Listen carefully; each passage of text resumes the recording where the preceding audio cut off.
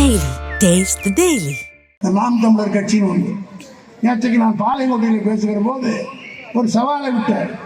அதுக்கு நீ பதில் சொல்லியிருக்கான் அந்த ஆள். நான் சொன்னேன், நாம் தமிழர் கட்சின்ற ஒரு கட்சியை நடத்துகிற யோகியதையோ உரிமையோ உனக்கு கிடையாது. காரணம் என்னவென்றால் அந்த கட்சியை ஆரம்பித்தவர் சீபா ஆதித்தனார். 1967 அவர் எங்களோட கூட்டணிக்கு வந்து விட்டார். அண்ணா அவர்கள் அவரை சபாநாயகர் ஆக்கினார். அண்ணா மறைவுக்கு பிறகு கலைஞர் அவரை அமைச்சராகிற போது திமுக அவரை மெம்பர் ஆகிட்டு கட்சியை கலைச்சிட்டார். கட்சியை துவக்கியவரே கட்சியை கலைச்சிட்டு எங்க திமுக உறுப்பினராக மந்திரி ஆகிட்டாருன்னா அப்புறம் எதிரா கட்சி. அவர் செத்து பல வருஷத்துக்கு பிறகு இன்றைக்கு நான் தான் வாரிசு என்று போர்ஜரியாக மோசடியாக வைத்துக் கொண்டு ஊரை ஏமாற்றிக் கொண்டிருக்கிறான் இந்த சீமான். நேற்றைக்கு அதுக்கு பதில் கேட்ட, சவால் விட்டு கேட்ட போது இன்னைக்கு சொல்றான், நான் இவருக்கெல்லாம் பதில் சொல்ல மாட்டேன், முதலமைச்சருக்கு கேட்கணும், துணை முதலமைச்சர் கேட்கணும். அவர் கால் செருப்பு கூட நீ இணையாக மாட்டேன், உனக்கேண்டா அவர் பதில் சொல்ல. இருக்கிற கருணா விட்டு நான் பதில் சொல்ல விடுவேன். அந்த கருணாநிதிக்குள்ள தேவையில்லை, இந்த கருணாநிதி விட்டே உனக்கு பதில் சொல்லிட்டு என்னால் இவரை விட பெரிய ஆள் வேணுமா?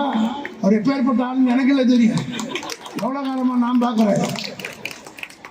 கொஞ்சம் தீண்டி விட்டா நீ சீமானை வந்துட்டு சீமா மாதிரி போக முடியாது, போகணும் இல்லாமல் போவ ஜாக்கிரதை. அப்படிப்பட்ட ஆள்லாம் எங்கிட்ட இருக்கிறாங்க. கேட்ட கேள்விக்கு மரியாதையாக பதில் சொல்லு. கட்சியை ஆரம்பித்தவர் ஆதித்தனார், கலைத்து விட்டார். அதற்கு பிறகு பேசுவதற்கு உனக்கு என்ன யோகியதை? அதே போல பிரபாகரனுக்கு பக்கத்தில் போட்டோ எடுத்து சோதிக்கா போட்டான்.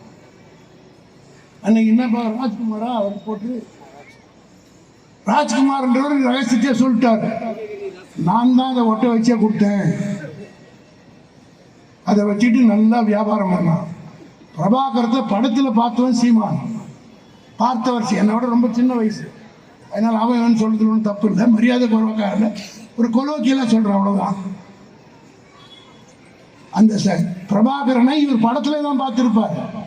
ஆனால் பிரபாகரனை 1980களிலே சென்னையிலே ஒரு சாதாரண பிரபாகரனாக வந்து எம்ஜிஆர் ஆட்சியில் அவர் கைது செய்யப்பட்டார்.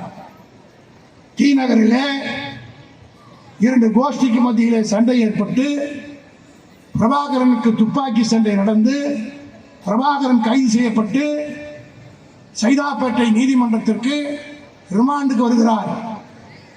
கேள்விப்பட்ட தலைவர் கலைஞர்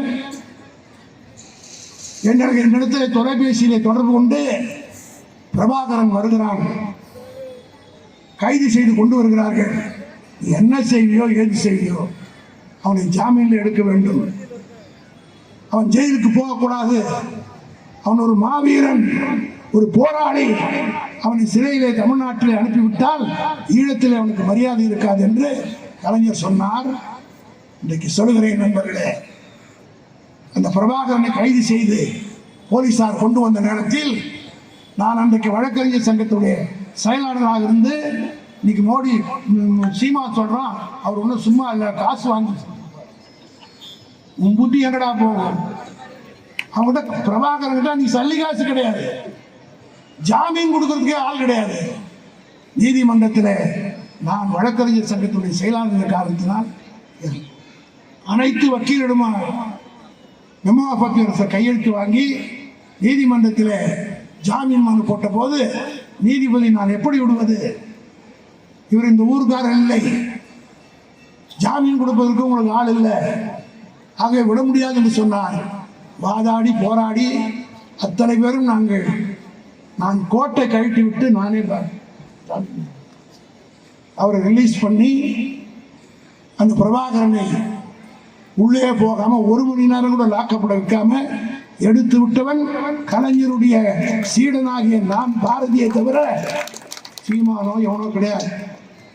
அன்னைக்கெல்லாம் அவன் எங்க இருந்தானே தெரியாது. அவர் எடுத்து விட்டவன் வேணா கோர்ட்ல ரெக்கார்டு இருக்கு, போய் பாரு. மெமோ ஆஃப் அப்பியரன்ஸ் கையெழுத்து போட்டது யார்? நான் தான் எடுத்து விட்டேன்.